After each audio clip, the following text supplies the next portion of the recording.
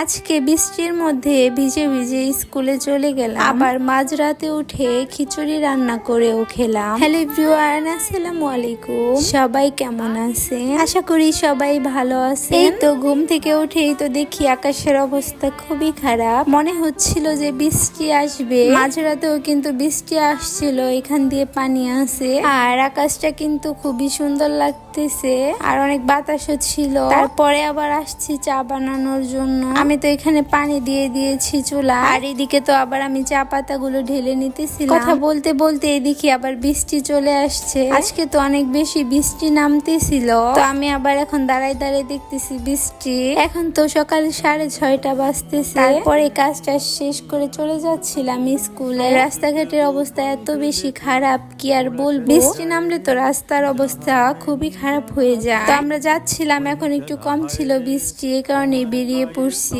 আর রাস্তায় তো জ্যামও ছিল একটু। এদিকে সকালে তো মাহিন আজকে কিছুই খাইনি, এই তো রিক্সায় বসে বসে তো খাচ্ছিল। এগুলো জানি কি দোকান থেকে কিনছে, আমি সঠিক নামটা জানি না। স্কুলে চলে আসছি, সাফা আবার খাচ্ছিল, আর ভাই তো ওকে একটু দিছিল, ওইটাই বসে বসে খাচ্ছিল। আর বাহিরে তো অনেক অন্ধকার হয়ে আসছে, অনেক বিদ্যুৎ চমকাচ্ছিল।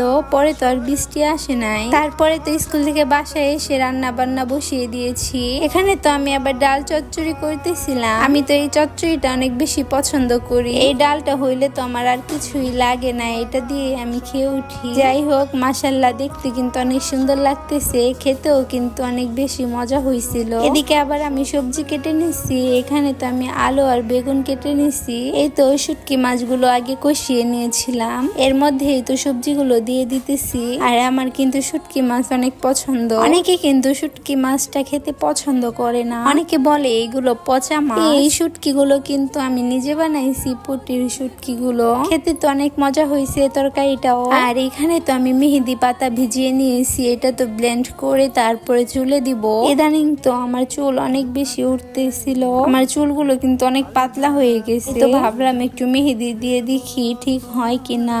আর এদিকে তো সন্ধ্যাবেলা আমি চা বানাচ্ছিলাম। আমার তো চা না খেলে ভালোই লাগে না, চা আমার এত বেশি ভাল লাগে কি বলবো। চা হলে আমার মনই ভালো হয়ে যায়। আর মাঝরাতে তো অনেক খেতে মন চাচ্ছে, এই রাত্রে তো ভাত টাত কিছুই খাই নাই। পরেই তো আমি এখানে উঠে খিচুড়ি রান্না করতেছিলাম, শর্টকাট যেটা রান্না করা যায়। পরে ভেবে দেখলাম খিচুড়ি রান্না করে ফেলি। এখানে আমি ফার্স্টে মশলাগুলো কষিয়ে তারপরে চাল দিয়ে দিলাম। এখন তো ভালো করে চালগুলো কষিয়ে নিতেছিলাম। তারপরে তো আবার আমি এখানে পানি দিয়ে দিতেছিলাম। পানিটা কিন্তু আমি অল্পই দিয়েছি। তারপরে তো দেখতেছি ওইটার ভিতরে আটতেছে না, আবার একটা হাঁড়ি চেঞ্জ করে দিলাম। এই তো এই হাঁড়িতে দিয়ে দিয়েছি, আর আমার খিচুড়ি রান্নাও হয়ে গেছে। খিচুড়িটা কিন্তু আজকে শর্টকাট রান্না করছি, অনেক মজা হয়েছিল। আগে তো প্রায় সময় রাত্রে রান্না করতাম, কিন্তু এখন আর করা হয় না। তো আজকে এই পর্যন্তই। সবাই ভালো থাকো, সুস্থ থাকো, আল্লাহ হাফেজ।